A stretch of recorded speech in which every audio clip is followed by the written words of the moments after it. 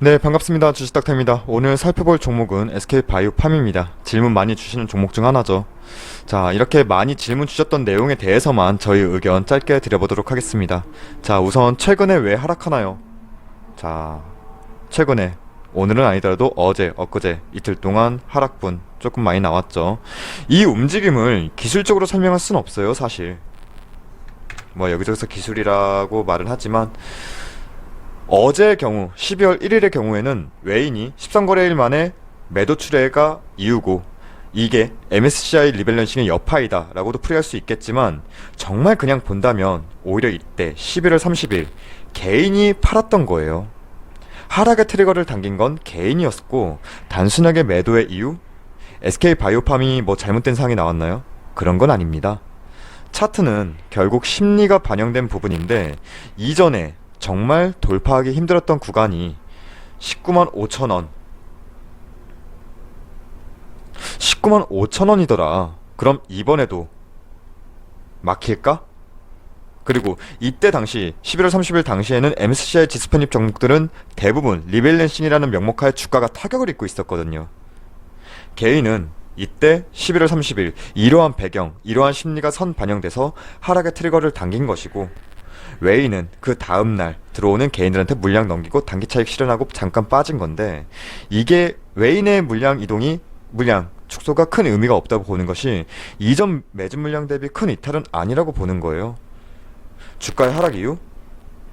특정 어떠한 악재가 발현된 사항은 아니고 결국 심리가 반영돼서 개인의 강한 매도 출회가 하락의 트리거를 당긴 것이고 MSCI 리밸런싱의 추가적인 하락의 명분을 준 거다. 그 정도이지 이 기업이 SK바이오팜이 문제가 있다, 없다 이럴 부분은 사실 없다는 거예요. 자, 어느 정도 이해가 되셨나요? 자, 그 다음 살펴볼 게 500만 주 물량 나올 예정이라던데요. 네, 이 질문도 정말 많아요. 먼저 이전에 차트를 볼 필요가 있어요.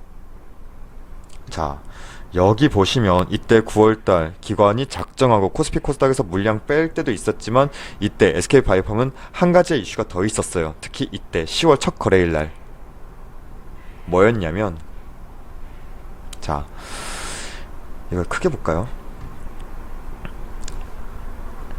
기관은 SK바이오팜의 물량을 의무적으로 가지고 있어야 하는 계약 같은 게 존재해요.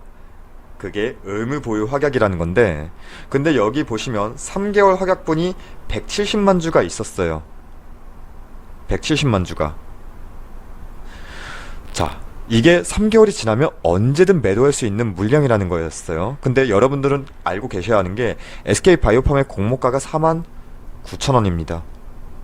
9월 최저점을 기준으로 해도 210%가 넘는 수익분을 챙긴다는 거예요. 근데 이 3개월 확약분이 10월 2일 날, 근데 이때가 추석이었어요.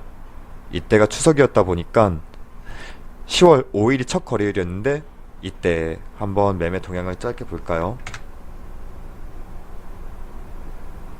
10월 첫 거래일이 10월 5일인데 어휴, 안 보이네요. 네, 이때 물량 보시면 아시겠지만 엄청나게 빠져나갔죠. 이때 상업펀드 쪽도 엄청나게 빠져나갔어요. 실제로 의무 보유 확약분이 해제된 10월 5일부터 14일까지 기관은 신나게 매도 출회했죠. 상업펀드도 마찬가지고. 근데 이 시기에는 기관의 물량이 나올 것이란 점은 이미 어느 정도 시장에는 알려진 사항이었어요. 그래서 일부 개인들은 이때 어느 정도 비중 정리하는 시기를 가져갔고, 근데 내년 1월에는 2배 이상 더 많은 물량이 풀려요. 보시면 6개월 확약 492만 3063주, 이거를 그냥 500만 주라고 하는 것 같아요. 정확히 말하면 492만 3063주인데 물론 공모가는 똑같이 49,000원입니다. 자, 이전에 이때 주가가 빠졌을 때도 이 정도의 충격분이 있었는데 이때보다 2배 많은 물량이 더 나와요. 만약 여러분이 현재가 대비해서 200%가 넘는 수익을 가져가고 있다면 이 물량 팔까요, 안 팔까요? 다 팔진 않더라도 어느 정도 차익 실현하지 않을까요?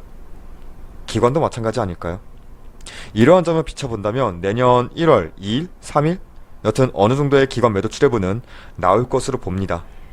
주가 하방 압력은 단기적일지라도 있을 것으로 내다보고 있습니다. 이게 어느 정도 영향은 분명히 있을 겁니다. 12월 말 또는 1월 초반에는 분명히 있을 것이라 봐요. 자, 그 다음 신규 매수해도 될까요? 자, 우선 저는 SK바이오팜 정말 좋게 보는 기업입니다. 기업 자체로는 저는 좋아요. 근데 매수의 관점은 먼저 본인은, 그러니까 나는 단기 관점이다 장기 관점이다, 이렇게 본인의 투자 관점을 먼저 정립하고 바라보셨으면 해요. 저라면 장기 관점으로 이 종목을 볼 텐데 지금 매수는 솔직히 안 해요. 기관에, 아까도 앞서 설명드렸던 기관에 6개월 확약분이 나오고 나서, 그러니까 진입하더라도 내년 1월에 진입을 노리겠습니다. 어차피 장기 관점인데 저한테는 시간이 많거든요. 굳이 급하게 매매하진 않아요. 근데 다음 1개월 동안 주가가 급등하면 어떡하나요? 이런 질문도 있을 수 있는데 어떡하긴요. 어차피 장기 관점인데 일단 작든 크든 주가를 움직일 수 있을 만한 리스크적인 요인이 있다 한다면 그 부분부터 해소되었는지 확인하는 게 중요하지, 벌써부터 아직 나오지도 않은 이 급등분을 놓칠까 말까 이런 걱정을 하실 필요는 없다고 봅니다. 그건 설레발이라고 생각해요. 자, 저는 신규 매수 관점 내년 1월을 노린다 말씀드립니다. 그리고 추가 매수해도 될까요? 보유하고 계신 분들의 질문인데 굳이 여기서 추가 매수를 하시려고 하는지, 왜? 그리고 내년 1월에 나올 물량들을 걱정해서 지금 미리 팔까? 이런 분들도 계실 텐데 이건 본인의 판단이에요. 근데 저라면 이미 보유하고 있는 상태라면 저는 장기로 가져갑니다. 팔진 않아요. 다들 제2의 쌈바를 노리고 대부분 들어오셨을 텐데 삼성바이오로직스도 흐름 타기까지는 꽤나 많은 시간이 필요했다는 걸 아셔야 해요. 그리고 추가 매수? 현 시점에서 평단가를 낮추겠다는 전략은 불필요해 보이고, 그건 정말 단기로, 내가 단기로 이 종목 탈출하겠다, 이러한 목적성이 강해야 할 텐데 단기 변동성이 그렇게 크지 않은 종목이란 말이에요. SK바이오팜은 평단 맞춰 놓는다 해서 바로 탈출? 글쎄요, 당장은 재미없다 봐요. 이 종목은 느긋하게 기다려야 하는 종목이지 당장 어떠한 트레이딩 관점으로 이렇게 저렇게 막 해볼 종목은 아니라고 보는 거예요. 추가 매수는 저희는 의견 드리지 않습니다. 오히려 나중에 더 모아갈 시점이 분명히 옵니다. 하지만 지금은 아니라는 거예요.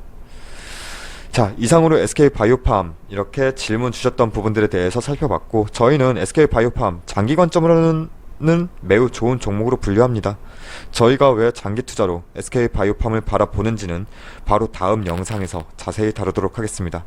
이상으로 마치겠습니다.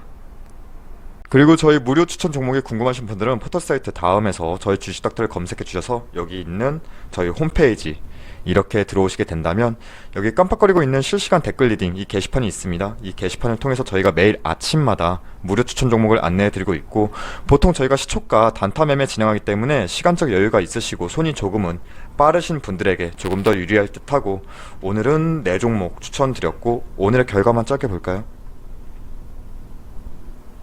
네, 오늘의 추천 종목 본다면 한국정보인증, 라운시큐어, 세미콘라이트, 이글벳 이렇게 총 4종목 추천드려서 한국정보인증, 라운시큐어, 세미콘라이트는 수익으로 마감했고 이글벳은 마이너스 2.9% 손절로 마무리했습니다.